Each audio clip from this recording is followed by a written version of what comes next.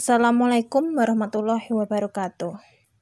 Salam sejahtera dan semangat bagi kita semua, khususnya bagi adik-adik SMA atau MA di seluruh Indonesia yang akan mengikuti Olimpiade Sains Nasional Geografi.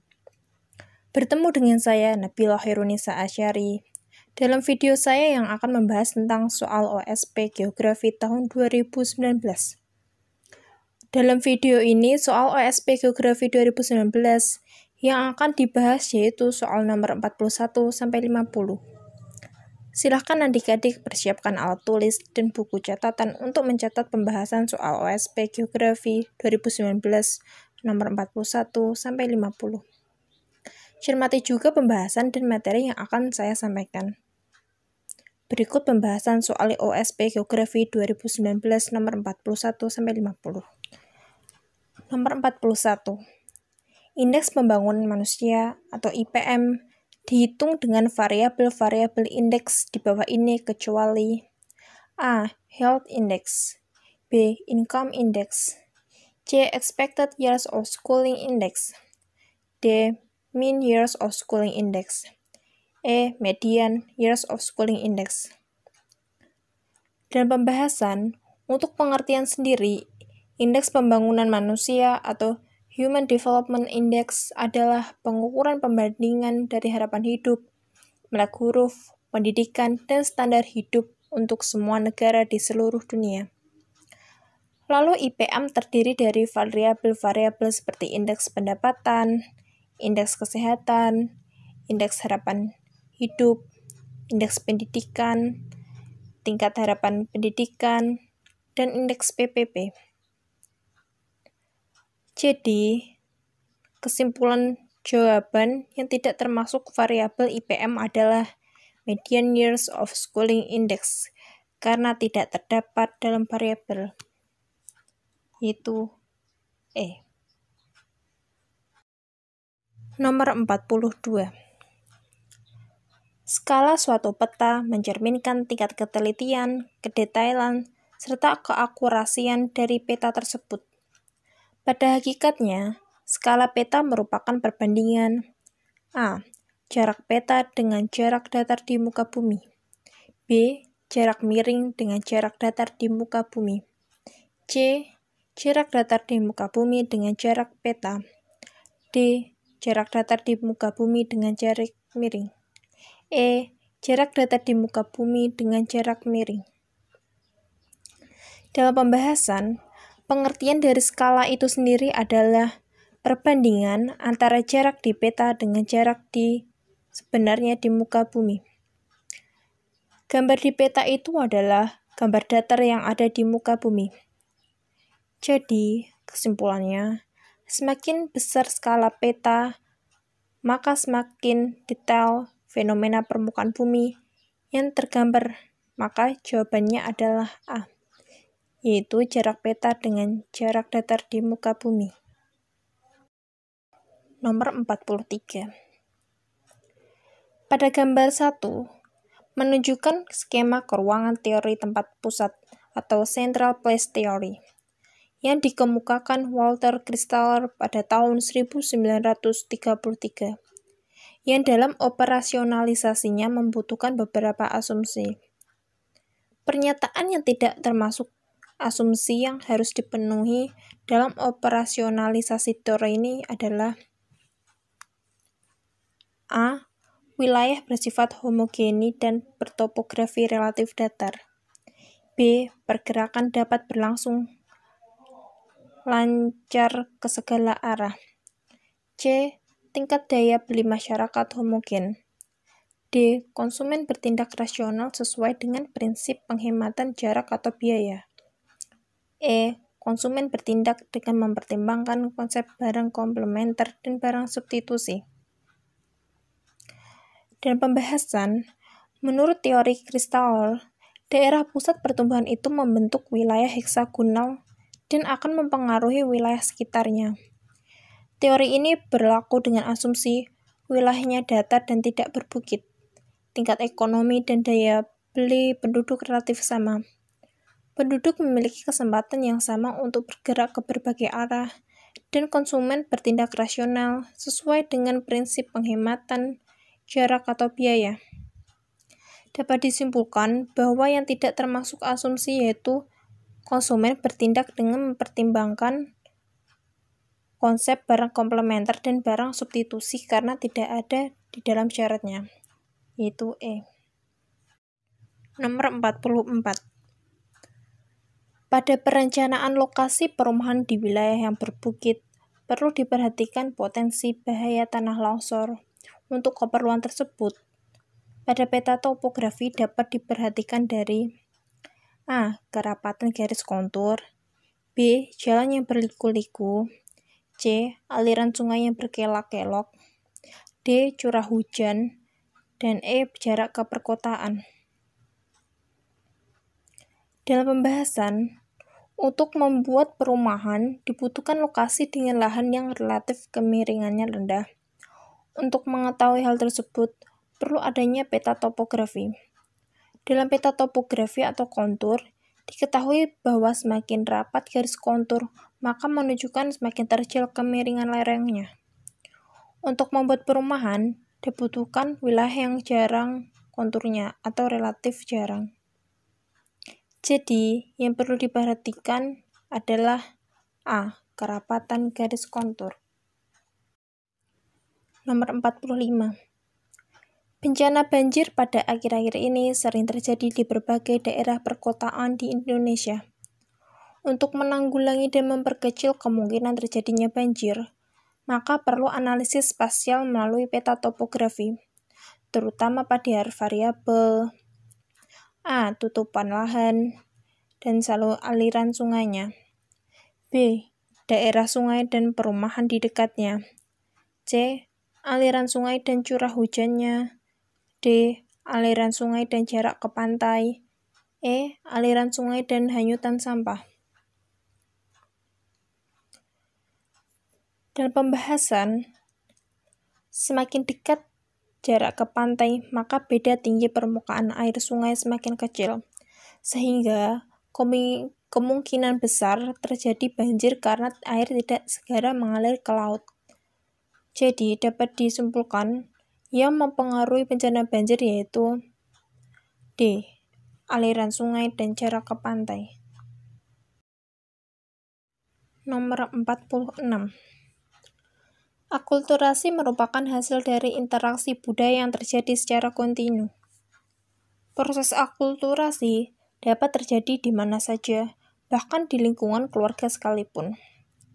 Misalnya terdapat keluarga yang bermigrasi dari kawasan konflik di Timur Tengah Amerika Serikat. Anak-anak dari keluarga tersebut tumbuh dan bersekolah di Amerika Serikat. Lambat laun, anak-anak dari keluarga tersebut tidak lagi menyukai kuliner khas Timur Tengah dan cenderung memilih untuk menyantap kuliner khas Amerika. Namun demikian, hal tersebut hanya terjadi kepada anak-anak di keluarga tersebut saja, tidak terjadi kepada orang tuanya. Fenomena ini merupakan salah satu jenis akulturasi, yaitu A. Substitusi, B. Dekulturasi, C. Originasi, D. Sinkretisme, E. Asimilasi.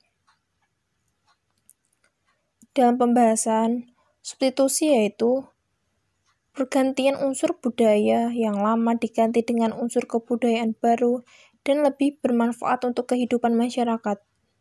Dekulturasi yaitu proses hilangnya unsur-unsur kebudayaan yang lama digantikan dengan unsur kebudayaan baru. Lalu, originasi yaitu masuknya unsur budaya yang sama sekali baru dan tidak dikenal sehingga menimbulkan perubahan sosial budaya dalam masyarakat. Sinkretisme yaitu percampuran unsur-unsur kebudayaan yang lama dengan unsur kebudayaan baru sehingga membentuk sistem budaya baru.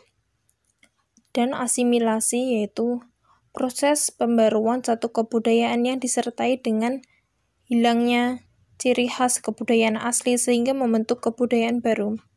Jadi dapat disimpulkan bahwa fenomena yang terjadi yaitu dekulturasi, karena budaya lama telah luntur oleh budaya baru.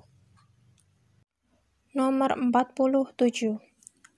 Etnis Turki yang saat ini mendiami semenanjung Anatolia bukanlah penduduk asli kawasan tersebut, melainkan pendatang yang baru mendiami kawasan itu pada abad ke-10 Masehi. Terdapat proses cultural shifting yang melanda kawasan tersebut sehingga kebudayaan sebelumnya kehilangan corak dominannya. Kebudayaan asli dominan di semenanjung Anatolia yang tergeser oleh bermigrasinya etnis Turki ke wilayah itu adalah A. Keltik, B. Yahudi, C. Helenik, D. Arab, dan E. Slavik. Dalam pembahasan, negara Celtic adalah wilayah budaya dan kumpulan wilayah geografis di Eropa Barat dan Atlantik Utara di mana bahasa Celtic dan ciri-ciri budaya telah bertahan. Lalu Yahudi adalah istilah yang merujuk kepada sebuah agama, etnisitas, atau suku bangsa. Budaya Helenik adalah budaya yang diciptakan oleh penaklukan Alexander Agung pada akhir abad ke-4 SM, dan wilayah taklukannya yang membentang dari India sampai ke Mesir. Rumpun bahasa Slavik adalah suatu cabang rumpun bahasa dari rumpun bahasa Indo-Eropa. Jadi, dapat disimpulkan bahwa kebudayaan asli dominan di semenanjung Anatolia yang tergeser oleh bermigrasinya etnis Turki ke wilayah itu adalah D. Arab. Nomor 48. Organisasi multinasional yang beranggotakan negara-negara yang benderanya ditampilkan dalam gambar 2 di atas adalah A. Organisasi Konferensi Islam, B. Uni Parlemen Organisasi Konferensi Islam, C. Dewan Persatuan Ekonomi Arab, D. Liga Arab, dan E. Dewan Kerjasama Teluk. Dalam pembahasan, pada Organisasi Konferensi Islam yang beranggotakan 57 negara Islam atau yang mayoritas Islam berada di kawasan Asia dan Afrika. Lalu, Uni Parlemen Organisasi Konferensi Islam sama seperti Organisasi Konferensi Islam, yaitu 57 negara, yang namanya diubah yang saat itu yaitu Organisasi Konferensi Islam. Lalu Dewan Persatuan Ekonomi Arab yang beranggotakan 18 negara. Liga Arab beranggotakan 23 negara, dan Dewan Kerjasama Teluk beranggotakan 6 negara. Dapat disimpulkan pada gambar terdapat 23 bendera, jadi yang termasuk adalah B.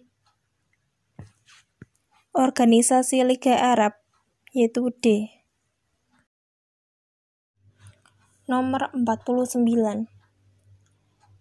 Gambar 3 merupakan citra satelit untuk kawasan kaki Gunung Pangrango di Jawa Barat yang diambil dengan menggunakan satelit Landsat TM.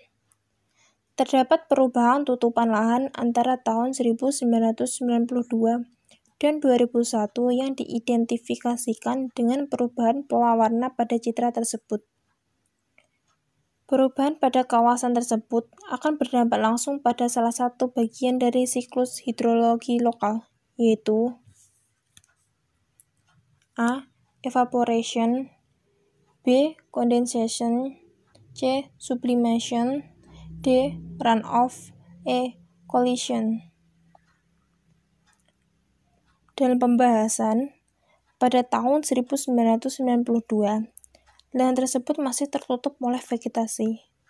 Ini akan membantu proses infiltrasi, sedangkan tahun 2001, vegetasi penutup lahan pada gambar tinggal sedikit.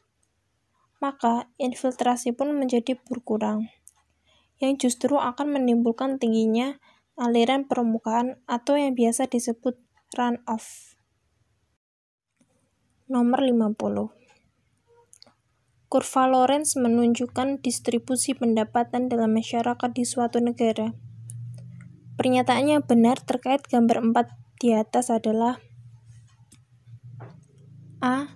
Indeks Gini RRT lebih besar dari indeks Gini India pada tahun 1993. B.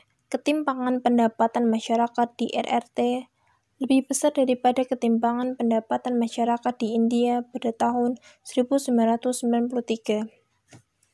C. Indeks Gini India lebih kecil dari indeks Gini RRT pada tahun 1993. D. Ketimpangan pendapatan masyarakat Vietnam adalah yang terkecil dibandingkan ketimpangan pendapatan masyarakat di RRT dan India pada tahun 1993. E. Indeks Gini Vietnam adalah yang terbesar dibandingkan indeks Gini RRT dan indeks Gini India pada tahun 1993. Dalam pembahasan, indeks Gini ini biasanya digunakan untuk mengukur kesenjangan pendapatan dan kekayaan. Jadi, kurva Lorenz menunjukkan perbandingan tingkat penduduk dengan tingkat kekayaan. Lalu, Cina lebih mendekati garis pemerataan. Lalu India agak menjauh dari garis tersebut. Adapun Vietnam lebih jauh dari garis pemerataan, sehingga terjadi ketimpangan yang paling tinggi. Dengan ini, dapat disimpulkan bahwa indeks Gini Vietnam adalah yang terbesar dibandingkan indeks Gini RRT dan indeks Gini India pada tahun 1993, yaitu E. Baik, sekian pembahasan soal